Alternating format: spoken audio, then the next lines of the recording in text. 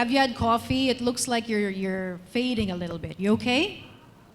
Okay, well, my brand is a little more comedy because, Tash, she really hits home, right? So at this point, because I'm also a mother of 2 girls, so I'm gonna sort of talk from that perspective. So when I was given the theme of the talk, what is the role that media should play in women empowerment? It immediately gave me a path to take to give my fellow women in the audience, and of course men as well, today a bit of perspective about the Philippines and actually the world in general. After all, when we talk about media influence, it surely isn't only about what our girls and women see in their parts of the universe, but it's also thanks to the internet and social media. At this point, it's a platform that's changed our lives in the biggest way. And this platform is where our future women leaders spend most of their time. On Facebook, Twitter, LinkedIn, Pinterest, Google+, Tumblr, Instagram, Contacte. Does anyone know what Contacte is? I believe it's Russian. It's like the Russian version of Facebook. Flickr, MySpace. So all of our future women leaders are on these platforms and these sites. Americans aged 18 to 64 who use social networks say they spend an average of 3.2 hours a day doing so, according to research released by Ipsos Open Thinking Exchange in early 2013. I'm sure that number has raised. At this point, there's no real study made on Pinoys being online, but from being the texting capital of the world, several years running, to the social networking capital of the world, we probably spend more than 3.2 hours a day on these sites. Now, to give us a glimpse into some of the local heroines of the next generation, or millennials, or even Gen Z, I think it's called Gen Z, right? After the millennial, it's Gen Z. Okay, I decided to pull up a few celebrities on Twitter in the Philippines. It could very well be said that these people are followed because of mere aspiration and voyeurism. Girls want to look like them, have their friends, do the things that they do to travel and shop, get diet advice, look for their OOTDs. Who doesn't know what an OOTD is? I love it. Some people don't know what it is. It's the outfit of the day. Right? I mean, but this is what our children are looking to now, right? It's super important. So the ladies who raise their hands, tomorrow you should have an OOTD on your Facebook accounts. Okay, so technically, they could very well be the friends of our daughters because, everything is online, so the daughters could actually be giving you a rundown of the exact schedule of these celebs in the past week, and I can't even tell you what my best friend did like 3 months ago. So, they're that connected. But it's really all about perspective, isn't it? So the top 5 celebrities from a poll that I saw online, for now, Angel Locsin leads with 8,769,000 plus Twitter followers. That's a lot. Does anyone know who Vice Ganda is? Yes? Okay, he's a Philippine entertainment host for a noontime show, and he's at 8,759,000 plus Twitter followers. And of course, we can't forget Ann Curtis. Who doesn't know Ann Curtis, honestly? You don't know who Ann Curtis is? Good for you. You're from Australia. Well, she's an Aussie Filipino, okay? So let's talk about Ann Curtis. Well, she's an actress, biggest product endorser to date, if I'm not mistaken. Everything. She's done everything, from clothes to fans to TVs, whatever. She's everywhere. She has a daily variety show, she has soap operas, she does movies, and Vogue.com recently cited Ann as one of the ones to watch in terms of effortless style and being down to earth online. Yes, I think Rappler did a piece on that as well. So why people follow her, it's obvious. With little girls, you want to look up to people who are pretty and all of this, right? But I want to point to someone who is pretty and I feel I'm not saying that the others don't have substance as well, but it's not really their platform because theirs are a lot more lighter. In terms of someone like a Bianca Gonzalez, she's a TV host as well.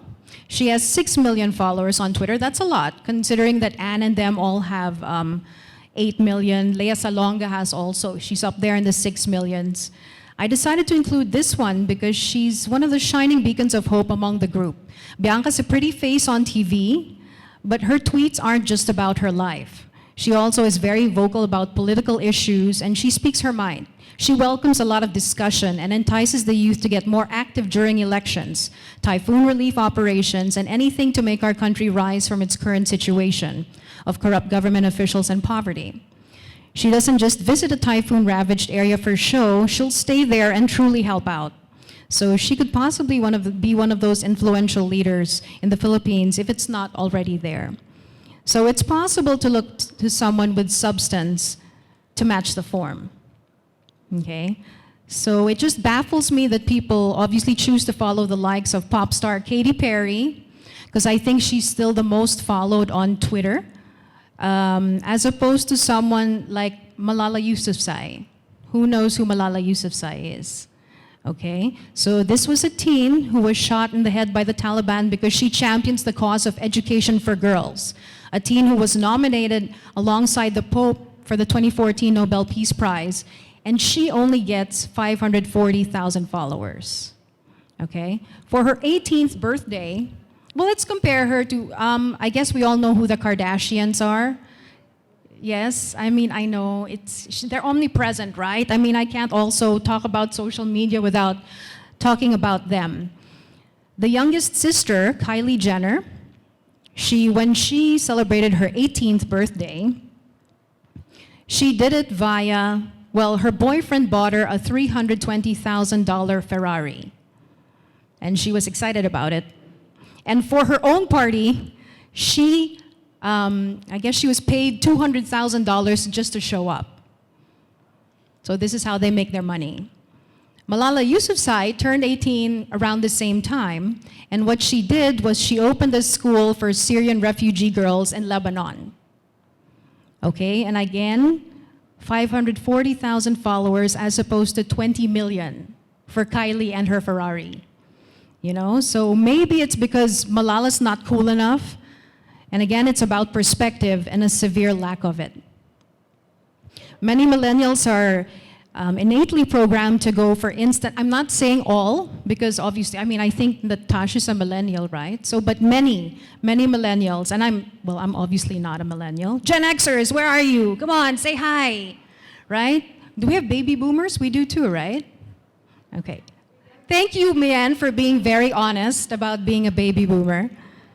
Okay, so they're programmed to go for instant gratification. Okay, they idolize the superstars because they see the glamorous side of the jobs without realizing the grueling shoot hours to turn days into giving these actors time to rest. They don't have rest, right? Or injuries and exhaustion sustained by the pop stars while doing tours, you know, doing routines, pole dancing or whatever 7 times a week. It looks glamorous, but it's also hard work. Sadder still, the Kim Kardashians of the world that rise to fame because of a sex video end up with 52 million followers for all the wrong reasons. Sure, she really works hard at balancing her self-promotion, a clothing line, and she's also now a mother to 2 kids. But girls want to be like her not because she puts in the work, but because of the lifestyle that she leads. So how do we shift the universal frame of mind for our girls, the future girls? How do we make them see that much as there's merit in being an actor, because everyone really does put in work, there's also merit in the industrious publishing mogul who makes possible for these stars to grace the covers by bringing these magazines in. So an example is Liza Gokongwei Cheng. She's the daughter of John Gokongwei, a Chinese-Filipino businessman with holdings in telecommunications, financial services, petrochemicals, power generation, aviation, and livestock farming. As of 2012, Gokongwei was the 3rd richest entrepreneur in the Philippines with a net worth of 4.2 billion. Lisa founded Summit Media, the leading magazine publisher in the Philippines with more than 20 titles under its umbrella. Aside from magazines, it's also into digital media, outside of home media, mobile marketing services, book publishing, and consumer events. So she brings in Cosmo, Women's Health, all of these, you know, popular magazines. In 2012, Lisa was one of Asia's 15 most powerful businesswomen to watch, according to Forbes Woman. And all that, plus the universe gifted her with her 2 sons in her late 40s because she decided to have her job first. So when she decided to have children, the universe allowed it. And I'm happy to report that Lisa isn't alone. There's a laundry list of tycoons' daughters that could have chosen to rest on their laurels and wait for their trust funds, but they've risen to the challenge of making their mark, okay, of coming out of their parents' shadow to have their own success stories. Okay, I'd like to, just as commendable, if not so, are those who really start from the bottom and work their way up. No parents to send to Ivy League schools, no fallbacks, just good old determination. I'd like to introduce you to my company's past president and CEO, Charo Santos Concho. Charo's broadcasting career started as she interned in ABS-CBN before the martial law in 1972, but nobody paid attention to her at that point. She was first noticed years later as a beauty queen when she was crowned Baron Travel Girl in 1976. This led to her first starring and award-winning performance in the movie entitled Itim. Charo successfully shifted from acting to production as an executive producer of classic Philippine films. She rejoined ABS-CBN as part of the management team. And after climbing the corporate ladder, she became president in 2008 and added CEO to her title in 2013. So let me go back to my question. How do we get the next generation to look past all of the celebs and to go and want to be the woman behind everyone's success? The pitfall, maybe many of these successful women aren't displaying their triumphs over social media because this is where all of the younger generation is getting their information.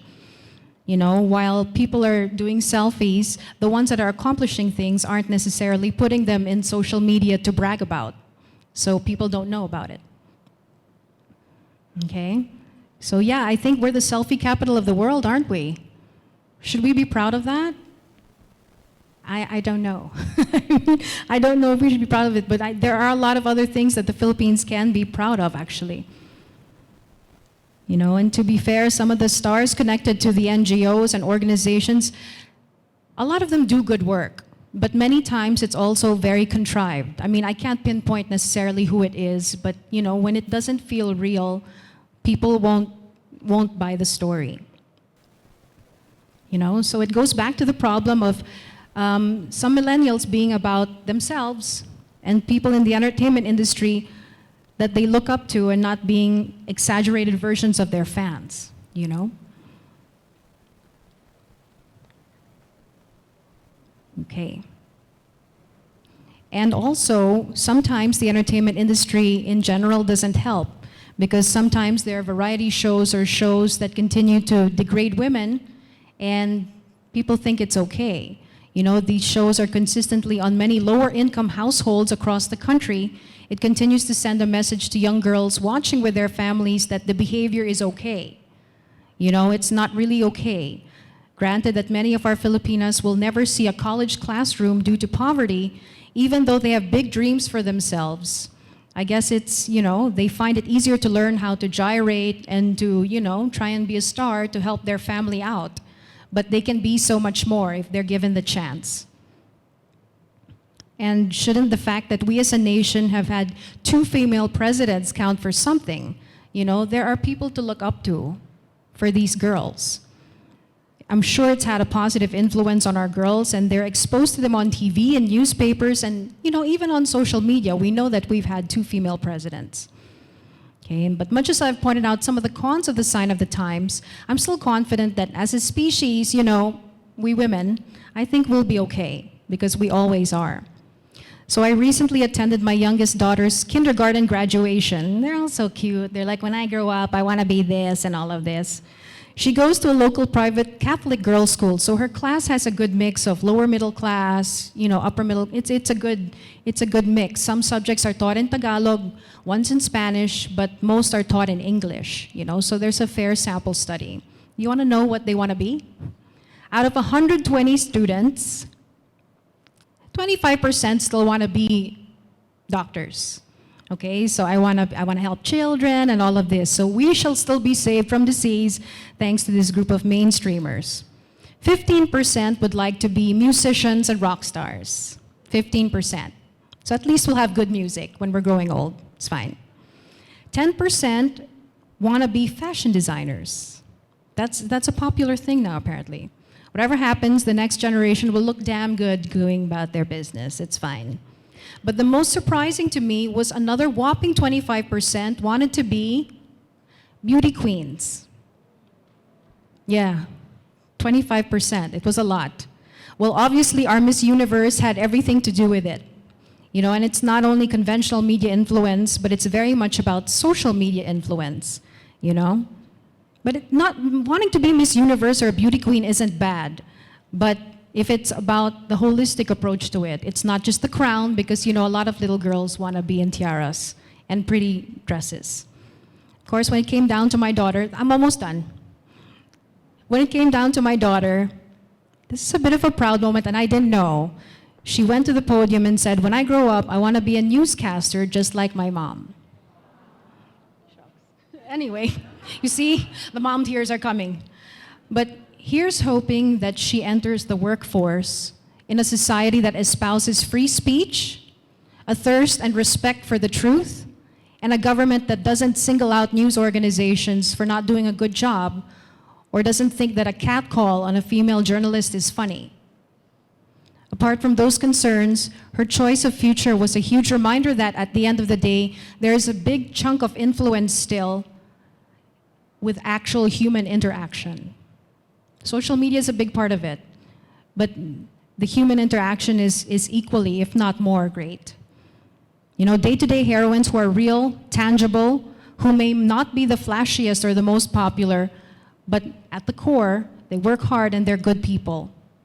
I sincerely wish that every little girl has at least one amazing woman to look up to, whether it be her mom, her grandma, a teacher, someone to show her that life is really a balance of great passion, hard work, and good moral character. And that it's not a competition between you and the girl next to you, because it's really not. I mean, Tasha and I are from different news organizations, but I don't see her as competition. I see her as a partner. It's a dialogue with yourself to be the best you can be for the universe around you. I know we're a long way from, you know, Malala Yousafzai winning over Katy Perry or Kim Kardashian, but I think we're moving in the right direction, and I have to believe it for my kids. Thank you very much.